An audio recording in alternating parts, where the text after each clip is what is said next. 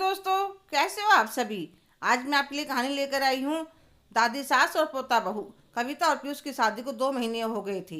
जब से घर में ब्याह कर आई थी, आते ही मेरा मन लग गया था। घर में सासू माँ, ससुर जी, पीयूष, छोटी नंद, प्रीति, सबका स्वभाव बहुत अच्छा था। पर मैं कई दिन से देख रही थी, दादी सास बहुत उदास रहती थी। उनका कमरा ऊपर था, मकान में लिफ्ट लगी थी, नीचे पूरा दिन काम चलता रहता था। उन्हें परेशानी ना हो इसलिए उन्हें ऊपर का कमरा दिया गया था। मेरा कमरा भी ऊपर था, पर पूरा दिन नीचे किचन में काम, मेहमानों का आना जाना रहता था। इसलिए रात को सोने के लिए ही जा पाते थे। सासू माँ ने बताया था कि दादी जी 3 महीने पहले ही यहाँ आई हैं। उनका गांव में ही दिल लगता था, तो वे ताऊजी ताई जी के साथ रहती थी। ताऊजी के बेटे की मुंबई में नौकरी लगी, वे जा रहे थे, तो दादी जी ने मना कर दिया। बोली, मैं तो छोटे बेटे मुकेश के पास जाऊंगी। सासू माँ बता रही थी कि हम भी गांव से 4 साल पहले ही यहाँ आए थे। जब पीयूष की नौकरी लग गई थी, तो हमने वहाँ की ज़मीन बेचकर यहाँ पर मकान ले लिया। तब मैंने बहुत कहा था, माँ जी हमारे साथ चले, तो उन्होंने मना कर दिया। कहने लगी, दिल्ली जैसे शहर में मेरा दिल ना लगे। अब उनका मन करा तब आई हैं। उनका कमरा एकदम हवादार था, कमरे में टीवी, एसी सब था। मेरी सासू माँ अपनी सासू माँ का बहुत ध्यान रखती थी। टाइम पर खाना, टाइम पर दवाई, खाने पीने का उनके काम में कोई चूक उन्हें पसंद नहीं था। दादी जी वॉक करके सारे ही चल पाती थी। आज फिर दोपहर को दादी जी ने खाना नहीं खाया, कहने लगी भूख नहीं है। सासू माँ को चिंता हो रही थी। पापा जी से कहने लगी, माँ जी को किसी बड़े डॉक्टर के दिखा लो, इनकी भूख बंद हो गई। तो वह कहने लगे, ठीक है, अभी वह डॉक्टर बाहर गया हुआ है, 1 हफ्ते के बाद आएगा, तब दिखा लेंगे। मैंने सासू माँ से पूछा, मम्मी जी मैं दादी जी को नीचे ले आऊँ सहारा देकर।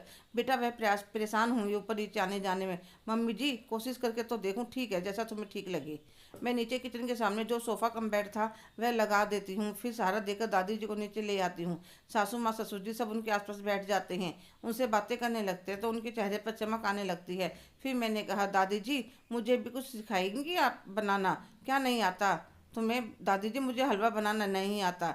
ठीक है, जाओ तुम शुरू करो, मैं यहीं से बैठी बैठी बताती हूँ।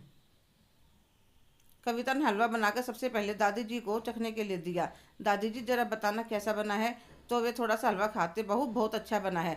अब तो कविता का यही काम हो गया। दादी जी को नीचे सुबह नहाने के बाद नीचे ले आई। अभी पूरा दिन नीचे रहती। सासू बहू कुछ भी बनाते तो उनसे पूछती बार बार, दादी जी देखना कितना मसाला डालूँ, इसमें छोंका कैसे लगाऊँ, और वे खुश होकर बताती हैं। अब दादी जी खुश रहने लगी थी, खाने पीने भी लगी थी। सासू माँ मेरी तारीफ करते हुए बोल रही थी, कविता बहू तुमने बहुत अच्छा काम करा। दादी जी की तबीयत अब ठीक रहने लगी है, वह थोड़ा बहुत खाने भी लगी हैं। मम्मी जी दादी जी की तबीयत ठीक थी, उन्हें परेशानी न हो, इस बात का ध्यान रखते हुए हमने उन्हें ऊपर का कमरा दे दिया। पर अकेले तो व्यक्ति का कहाँ दिल लगता है,